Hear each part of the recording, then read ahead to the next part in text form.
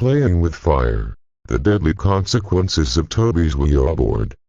Toby had always been fascinated by the supernatural. Despite being a high school dropout and factory worker, he spent every spare moment reading books on ghosts, demons, and the afterlife. One day, while browsing a local thrift store, he stumbled upon an old Ouija board. Without hesitation, he bought it and took it home.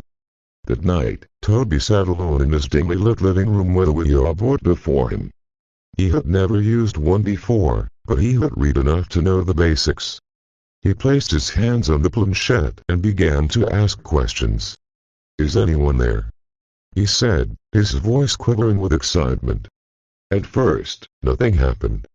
But then, the planchette began to move on its own, spelling out the name Zozo. Toby's heart raced as he watched the planchette move. He didn't think much of it at first. He assumed it was just his own subconscious moving the planchette. But as he continued to ask questions, the answers became more and more sinister. "Who are you?" Toby asked. "I am Zozo," the planchette spelled out. "What do you want?" "I want to be free," the board spelled out. Toby didn't know what to do. He had heard stories of malevolent spirits and demons, but he had never encountered one himself.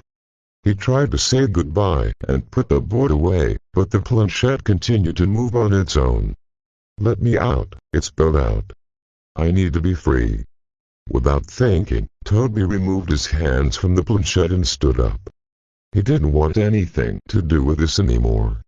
But as he turned to leave the room, he felt a cold breeze wash over him. The lights flickered, and he heard a faint whisper in his ear. "You shouldn't have done that."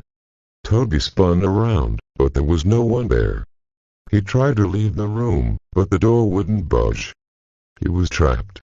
That's when he saw it, a dark figure in the corner of the room. It was Zozo, and it was angry. The demon had been trapped in the Ouija board for years, and Toby had unwittingly released it. Zozo was unlike any demon Toby had ever encountered. It was a powerful entity that had been imprisoned for centuries. Its voice was a chilling whisper that echoed through the room, causing Toby's bones to shake. Zozo's eyes glowed with a dark energy that seemed to suck the light out of the room. Its skin was a sickly shade of gray, and its fingers were long and gnarled like the branches of a dead tree. Toby screamed and tried to fight back, but it was no use. Zozo was too powerful. It possessed Toby, taking control of his body and mind. Toby was no longer in control of himself. Days turned into weeks, and Toby's loved ones began to notice a change in him. He was distant, cold, and prone to fits of rage. They didn't know what was wrong with him, but they knew something wasn't right. Toby's nightmares were filled with visions of Zozo, haunting him even in his sleep. It was as if a demon had taken up permanent residence in his mind.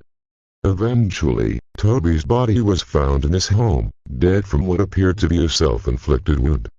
But those who knew him knew that wasn't the whole story. They knew that Toby had played with a dangerous game, and it had cost him his life. And Zozo.